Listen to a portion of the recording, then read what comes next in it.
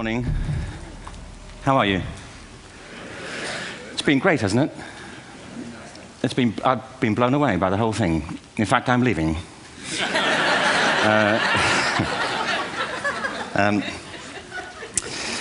There have been three themes, haven't there, running through the conference, which are relevant to what I want to talk about. One is the extraordinary evidence of human creativity in all of the presentations that we've had and in all the people here. Just the variety of it and the range of it. The second is that it's put us in a place where we have no idea what's going to happen in terms of the future. No idea how this may play out. I have an interest in education. Actually, what I find is everybody has an interest in education. Don't you? I find this very interesting. If you're at a dinner party and you say you work in education, actually, you're not often at dinner parties, frankly,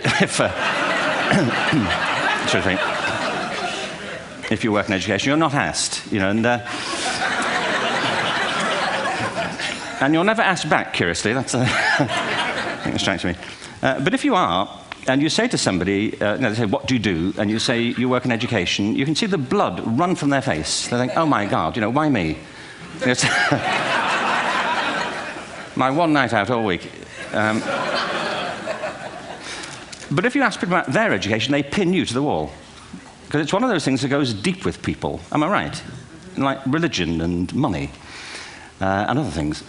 So I have a big interest in education, and I think we all do. We have a huge vested interest in it, partly because it's education that's meant to take us into this future that we can't grasp.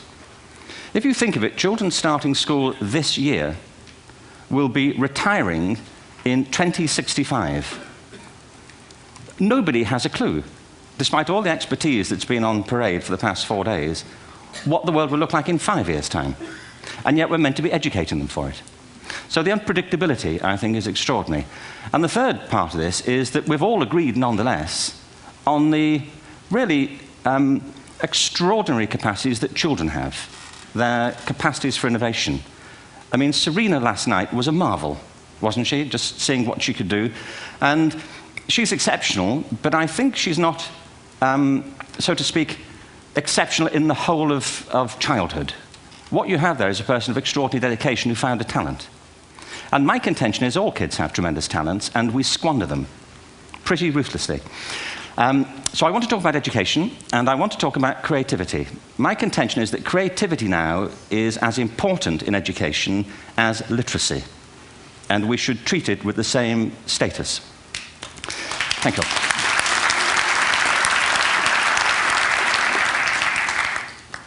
That was it, by the way. Thank you very much. So, 15 minutes left. Well, I was born... No, I had a great story recently, I love telling it, of a little girl who was in a drawing lesson. She was 6, and she was at the back drawing, and the teacher said this little girl hardly ever paid attention. And in this drawing lesson, she did. And the teacher was fascinated. She went over to her and she said, "What are you drawing?" And the girl said, "I'm drawing a picture of God." And the teacher said, "But nobody knows what God looks like." And the girl said, "They will in a minute."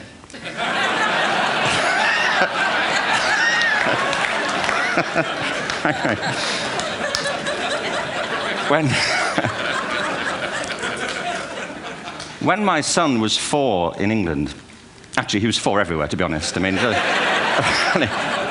if we're being strict about it, wherever he went, he was 4 that year. But he was in the Nativity play. Do you remember the story? No, it was big. It was a big story. Mel Gibson did the sequel. You may have seen it. I don't know. It was Nativity 2. But James got the part of Joseph, which we were thrilled about. We consider this to be one of the lead parts. We had the place crammed full of agents in T-shirts. James Robinson is Joseph. He didn't have to speak, but do you know the bit where the 3 kings come in? They come in bearing gifts, and they bring gold, frankincense, and myrrh. This really happened. We're sitting there, and they, I think, just went out of sequence. Because we talked to the little boy afterwards and said, "Are you okay with that?" And they said, "Yeah, why was that wrong?" They just switched. I think that was it. Anyway, the 3 boys came in, little 4-year-olds with tea towels on their heads, and they put these boxes down. The first boy said, "I bring you gold." And the second boy said, "I bring you myrrh." And the third boy said, "Frank sent this."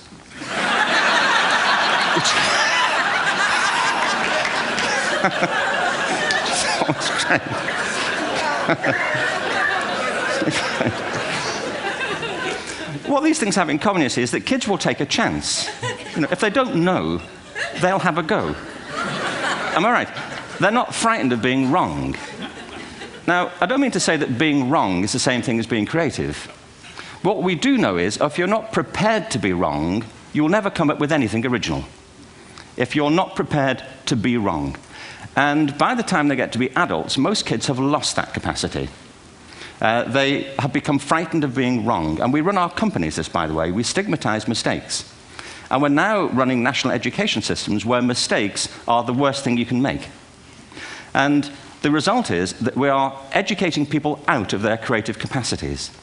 Picasso once said this. He said that all children are born artists. The problem is to remain an artist as we grow up. I believe this passionately, that we don't grow into creativity, we grow out of it. Or rather, we get educated out of it.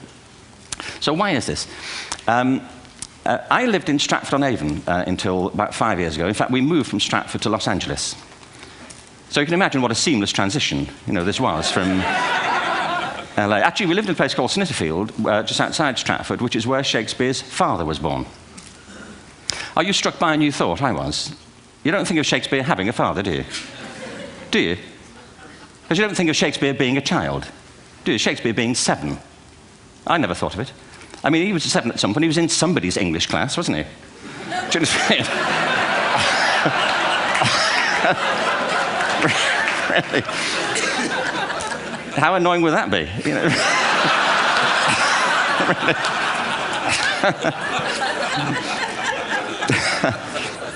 Must try harder. Being sent to bed by his dad to Shakespeare. Go to bed now, to William Shakespeare, and put the pencil down, and stop speaking like that. It's confusing everybody.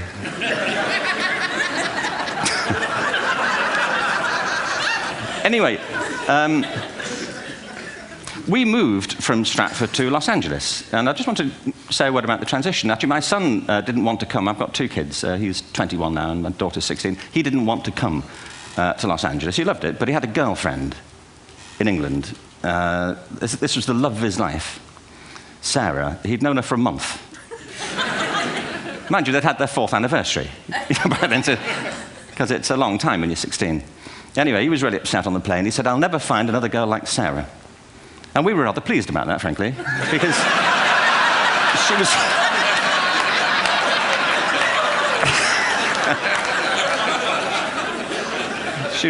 she was the main reason we were leaving the country.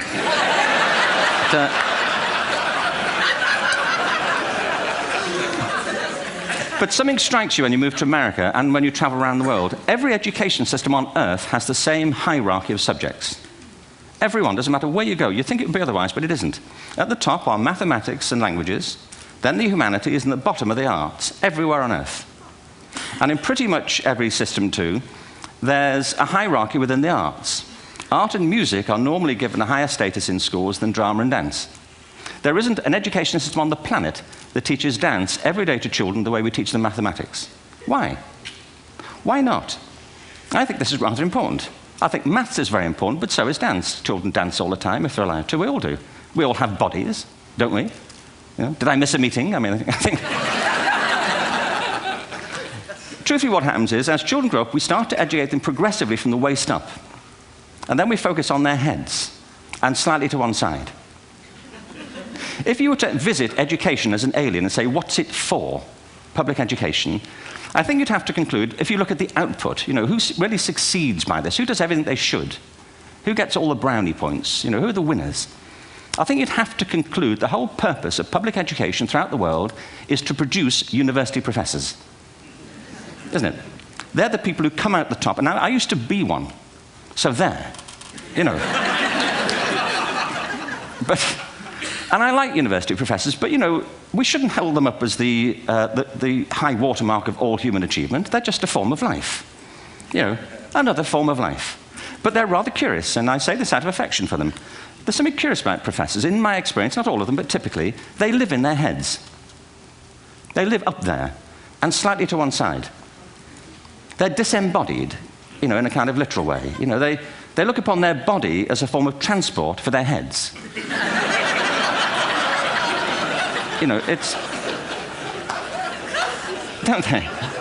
It's a way of getting their head to meetings.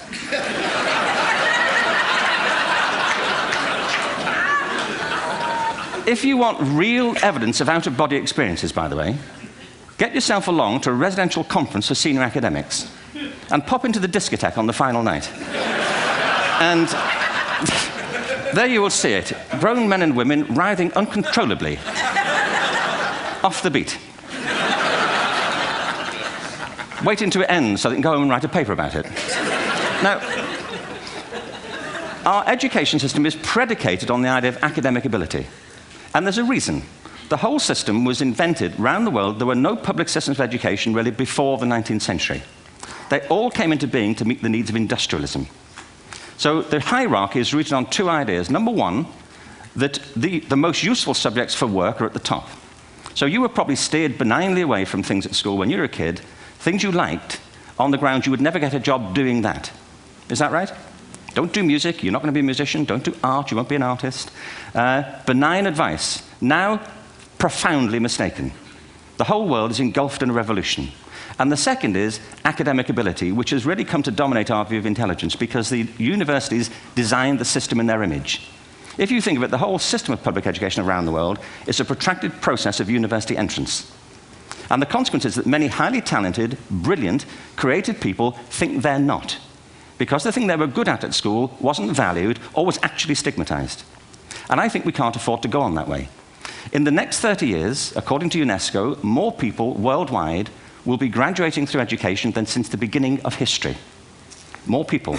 And it's the combination of all the things we've talked about, technology and its transformational effect on work, and demography and the huge explosion in population. Suddenly, degrees aren't worth anything. Isn't that true? When I was a student, if you had a degree, you had a job. If you didn't have a job, it's because you didn't want one. And I didn't want one, frankly. So,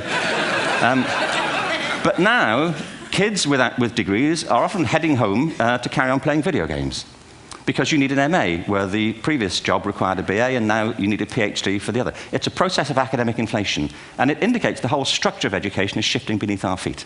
We need to radically rethink our view of intelligence. We know three things about intelligence. One, it's diverse. We think about the world in all the ways that we experience it. We think visually, we think in sound, we think kinesthetically, we think in abstract terms, we think in movement. Secondly, intelligence is dynamic. If you look at the interactions of a human brain, as we heard yesterday from a number of presentations, intelligence is wonderfully interactive. The brain isn't divided into compartments. In fact, creativity, which I define as the process of having original ideas that have value, more often than not, comes about through the interaction of different disciplinary ways of seeing things. The brain is intentionally, by the way, there's a shaft of nerves that joins the two halves of the brain called the corpus callosum. It's thicker in women. Following on from Helen yesterday, I think this is probably why women are better at multitasking. Because you are, aren't you? There's a raft of research, but I know it from my personal life.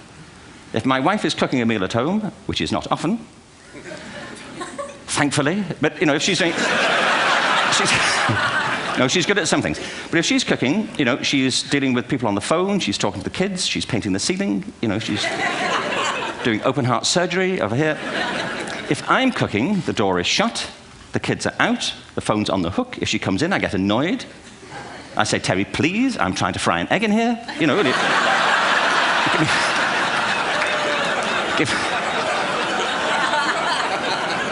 Give me a break. Actually, there was do you know that old philosophical thing? If a tree falls in a forest and nobody hears it, did it happen? Remember that old chestnut? I saw a great T-shirt really recently which said, if a man speaks his mind in a forest and no woman hears him, is he still wrong?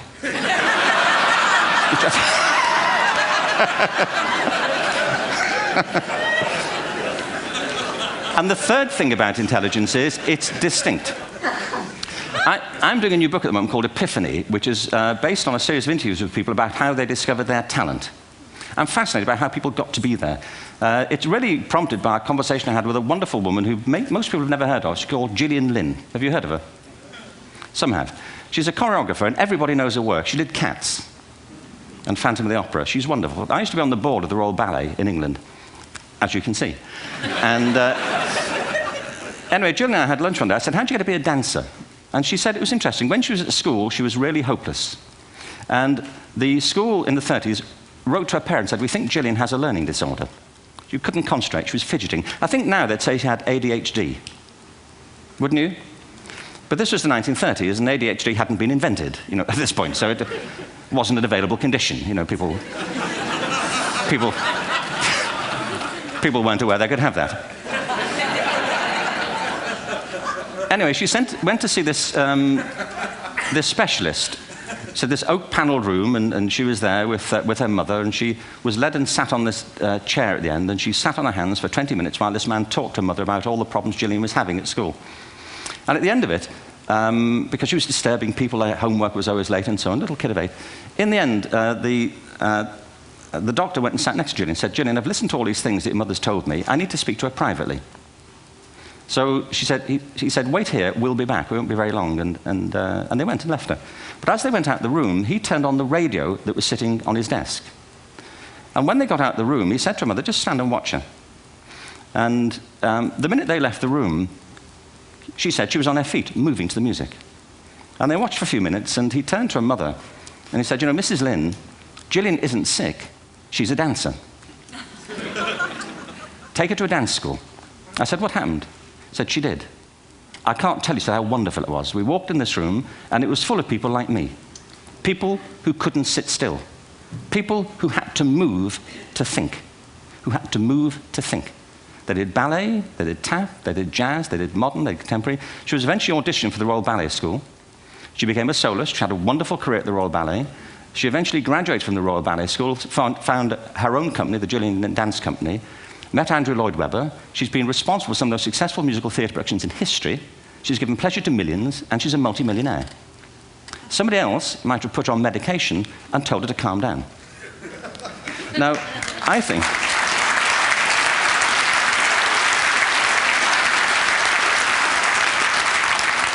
What I think it comes to is this. Al Gore spoke the other night about ecology and the revolution that was triggered by Rachel Carson. I believe our only hope for the future is to adopt a new conception of human ecology, one in which we start to reconstitute our conception of the richness of human capacity. Our education system has mined our minds in the way that we've strip-mined the earth for a particular commodity, and for the future, it won't serve us. We have to rethink the fundamental principles on which we're educating our children. There was a wonderful quote by Jonas Salk, who said, if all the insects were to disappear from the earth, within 50 years, all life on earth would end.